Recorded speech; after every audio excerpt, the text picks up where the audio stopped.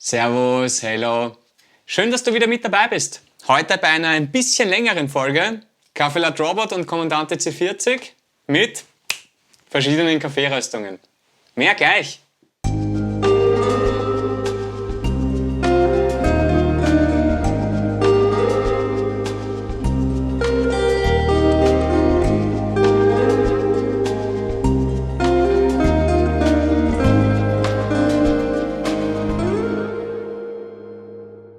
So, für alle, die neu dabei sind, am besten ihr schaut euch das erste Video an.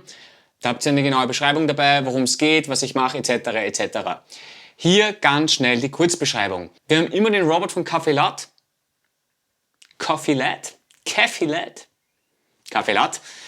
die Kommandante C40 und jeweils pro Folge eine andere Kaffeeröstung. Ich versuche herauszufinden, welcher Mal gerade denn auf der Kommandante gut passt, beziehungsweise mit welchem Druck geht man denn dann am Robot am besten runter, um das zumindest für mich perfekte Ergebnis mit dem Kaffee rauszubekommen. Ich möchte hier keine Kaffeebewertung abgeben, ja, Kaffee schmeckt jedem anders. Ihr könnt aber davon ausgehen, dass in dieser Serie nur guter Kaffee vorkommt, ja, sonst würde ich ihn am Robot dann gar nicht empfehlen. Ich sage auch immer ein bisschen was zur Rösterei und zum Kaffee dazu. Machen die Fairtrade, machen die Bio. Was suggerieren sie uns mit dem Kaffee für einen Geschmack? Stimmt das dann am Ende überein mit dem, was ich schmecke? Das ist sehr subjektiv, ich weiß, aber ihr habt dann zumindest einen Anhaltspunkt. Mein heutiger Kandidat ist die Blend 1 von Felix Café.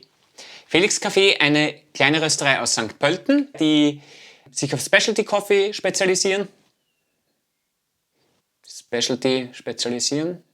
Was so viel bedeutet, wie sie verwenden nur einen Kaffee mit einem Cup-Score von über 80%. Die gibt es seit 2012, gegründet von Felix Teiritzbacher. Eine Rösterei, die sich eher auf die hellen Röstungen spezialisiert. Sie versuchen auch bei der Produktion relativ nachhaltig zu sein. Nachhaltig ein Wort, das ich nicht gern verwende, aber sie machen es wirklich. Sie verwenden zum Beispiel Kaffeebeutel aus Bayern, aluminiumfrei. Sie lassen ihre Etiketten in einer kleinen Druckerei in Krems drucken. Sowas gefällt mir immer sehr gut, ist vielleicht jemanden anderen komplett blunzen. Wie bin ich eigentlich auf Felix Café gestoßen? Das ist eigentlich ganz einfach. Und zwar werdet ihr auf der Packung sehen, dass so ein kleiner Sticker drauf ist und der ist nicht ohne Grund drauf, weil Felix Café 2019 österreichischer Röstmeister geworden ist. Somit sind meine Erwartungen natürlich relativ hoch gewesen. Kommen wir zum Kaffee. In unserer Signature Blend ist all das vereint, was wir an einem täglichen Espresso schätzen und von Beginn an weiterentwickeln. Süße, Körper, Säurespiel, Balance.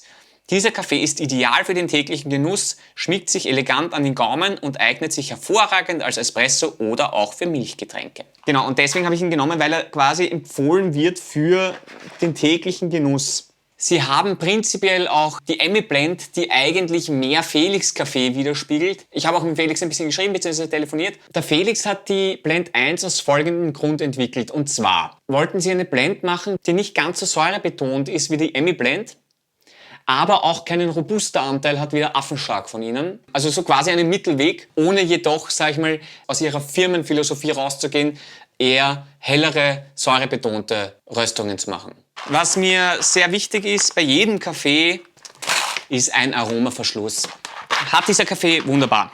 Was dieser Kaffee wie so viele andere nicht hat, ist ein dezidiertes Röstdatum. Er hat wieder ein Mindesthaltbardatum, von dem ich ausgehe, dass ein Jahr vor dem Mindesthaltbardatum das Röstdatum ist. Trotzdem wäre schön.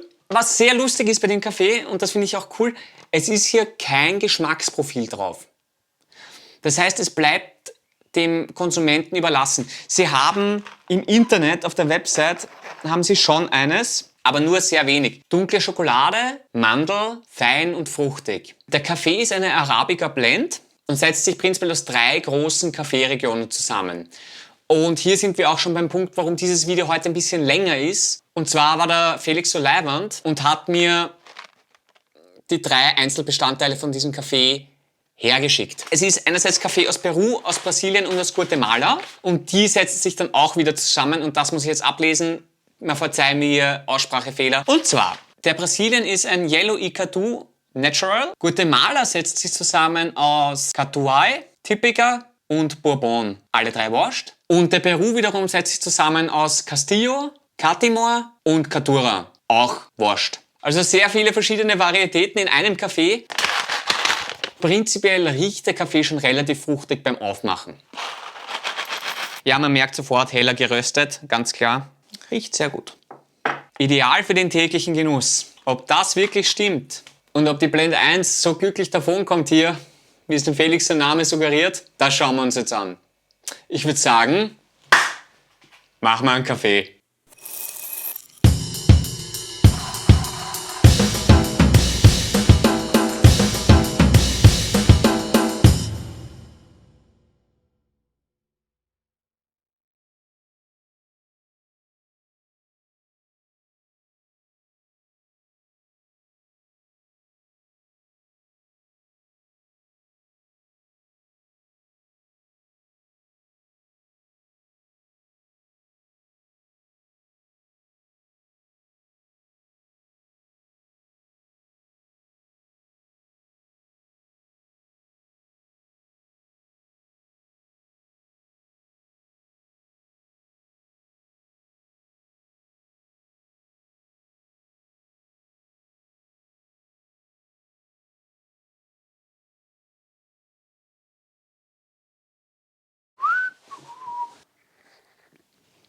Die Signature ist auf jeden Fall da. Also dieser Kaffee ist definitiv säurebetont. Ja?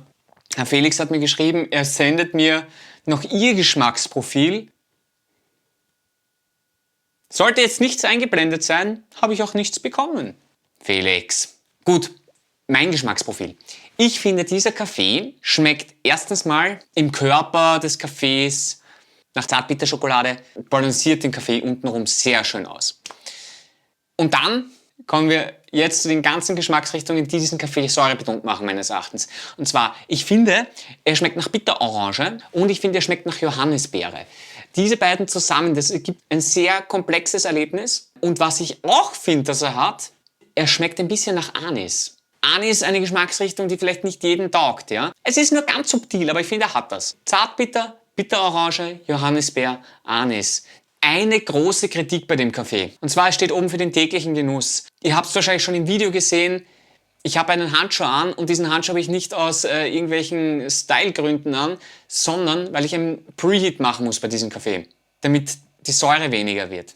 Und ich habe bei diesem Kaffee auch sehr viele Versuche gebraucht, um ein Ergebnis zu bekommen, das mir wirklich taugt. Man merkt ja, dass ein Kaffee funktioniert, ja, und man weiß, man ist noch nicht 100% dort und dann versuchst du natürlich dort wirklich hinzukommen. Ich habe hier fast 3-mal so viel Kaffee gebraucht. Er braucht einen Preheat und er braucht eine lange Pre-Infusion bei mir. Ich kann hier nur für den Robot sprechen, aber sollte man eine längere Pre-Infusion brauchen, auch auf anderen Maschinen, dann wird es schon schwierig, weil die können das unter Umständen gar nicht. Hier habe ich eine freie Wahl. Also ich glaube, da gibt wer andere davor schon auf. Das hat gar nichts mit dem Geschmack zu tun. Der Geschmack ist super, aber ich finde, das macht ihn sehr schwierig. Nicht für, hey, ich mache mir schnell mal einen Kaffee, ich nehme die Blend 1. Schwierig zum Einstellen, aber kommen wir mal zu meiner Einstellung. Ich gebe euch jetzt nur eine, weil die zweite Einstellung wäre eine, die mit 10 Bar am Robot funktionieren würde. Also es ist, ich finde, alles über 9 Bar ist am Robot in Wirklichkeit, da macht es auch keinen Spaß mehr, einen Kaffee zu machen. Ich habe 18 Gramm Kaffee und 69 Gramm Wasser. Ihr bekommt hier einen etwas längeren Kaffee heraus. Ich habe auf der Kommandante 8 Klicks. Wie ihr schon gesehen habt, ich wärme hier die gesamte Brühgruppe mit heißem Wasser vor. Und man muss dann echt schnell sein, sonst verliert man das Spiel. Dann mache ich 30 Sekunden Pre-Infusion und gehe dann am Robot so bei 6 Bar durch. Ihr könnt es auch so ein bisschen weiter runter, so bei 5 Bar, ein bisschen gemütlicher runterdrücken. Es geht sehr schnell. Und es schaut auch ein bisschen wild aus. Es hat aber tatsächlicherweise am besten so geschmeckt. Ich würde mich da jetzt nicht so sehr verunsichern lassen, von wegen, na, das ist ja viel zu schnell, beziehungsweise das Channeling ist ja total stark, etc. Wenn es gut schmeckt, dann schmeckt es gut. Und dann kann da noch tausendfach Theorie dahinter sein. Probiert es einfach aus. Ich fand, das ist die beste Einstellung. Dadurch, dass er ein bisschen länger ist, dadurch, dass er eine lange Pre-Infusion hat, er hat einfach ein bisschen weniger Säure. Er bleibt spannend. Das ist ganz wichtig. Er ist Kaffee. Man darf sich nicht wundern natürlich dadurch, dass das so eine kurze Durchlaufzeit ist. Man bekommt keine Mördercreme raus, aber sie ist da. Sie ist ein bisschen dünner. Ich habe diese 3 Einzelbestandteile vom Kaffee bekommen. Und die habe ich durchgetestet. Ich würde sagen, ab zu mir.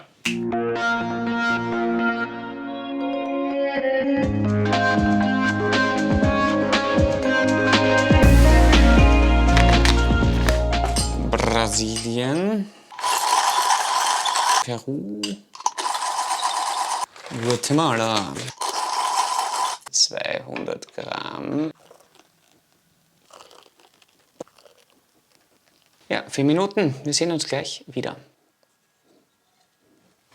Also was ich jetzt schon sagen kann, das Lustige ist, also die Reihenfolge, wie ich sie aufgelegt habe, ganz witzig ist, weil ich finde, dass am süßesten der Guatemala riecht. Und zwar mit Abstand. Dann der Peru riecht schon fast nach Tee. Und der Brasilien, der entwickelt jetzt auch ein bisschen eine Süße. Also ich würde, glaube ich, sagen, dass der Brasilien den größten Anteil drin hat, die beiden Peru und Guatemala kleinere Anteile. Und der Peru diese Säure drin hat. Hoppla. Ja, wobei da verschwindet die Süße jetzt ein bisschen. Ich hoffe, ich verbrenne jetzt nicht komplett die Goschen.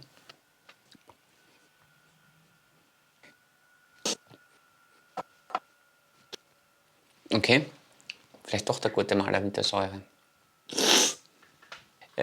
Daraufhin, dass ich mich jetzt vielleicht komplett vertue und verschätze, sagen, dass von Guatemala nur relativ wenig drin ist. Und es ist auch hier so, dass die Säure relativ schnell da ist, aber dann auch wieder verschwindet. Ja? Der Körper kommt von Brasilien. Der Peru gibt eigentlich vielleicht eine gewisse Stabilität auch einfach drinnen. Der macht das, ich glaube, der hält halt diese beiden zusammen. Tatsächlich lustig, dass ich so platziert habe. Ja, und ich hätte gesagt, das ist die Säure. Also ich könnte wahrscheinlich, jetzt nur für mich gesprochen, auch nur mit den beiden leben. Ich bräuchte wahrscheinlich den gar nicht. Wenn ich selber eine Blend kreieren würde, würde ich wahrscheinlich weniger von dem bringen. Standard, Kaffee, Geschmack einfach. Der macht einfach die Basis. Der ist sehr teig, das ist ja echt wirklich witzig. Ja, da haben wir auch nochmal die Beeren drin. Also der Peru, der taugt mir gerade sehr. Der Kaffee gepaart, also das Röstige, also röstig klingt jetzt deppert. Und den Peru finde ich eigentlich, um ehrlich zu sein, am interessantesten, weil ich finde, der hält das Ganze sehr unaufdringlich zusammen. Hat auch Säure. Vielleicht machen sie es auch beide aus, die Säure. So, jetzt schmecke ich schon gar nichts mehr. Alle drei übrigens so wirklich gut. Ich kann die wirklich einfach so trinken. Vor allem der Guatemala ist standalone toll. Wie gesagt, in der Mischung würden mir wahrscheinlich die beiden da hier reichen. Aber das ist vielleicht, weil ich halt nicht so der Säure-Fan bin. Und der wird ein bisschen weniger aufdringlich mit der Zeit. Was eigentlich dafür sprechen würde, die Blend 1 ein bisschen länger stehen zu lassen. Dann beruhigt sich das vielleicht ein bisschen in der Säure. Wiederum der wird dann ein bisschen extremer. Der Brasilien ist sehr, sehr stabil. Also er schmeckt jetzt nach 10 Minuten immer noch so, wie er vorher geschmeckt hat. Peru wird immer teeker, finde ich aber gut. Und der Guatemala wird definitiv weniger süß und hat weniger Säure. Da ist es das Florale. Und da ist das Florale 100%. Also dieses beerige. Der hat schon auch Säure. Und die kommt bei dem ein bisschen mehr nachher raus. Also umso länger der steht, umso mehr Säure. Umso länger der steht, umso weniger Säure. Der da hier sehr stabil. Mein Tipp, ich glaube, dass die Hauptbasis von dem Kaffee ein Brasilianer ist, mit eigentlich sehr wenig Anteil, sowohl von Guatemala als auch von Peru. Ich glaube, dass der Guatemala für diese Anfangssäure verantwortlich ist. Der Peru eher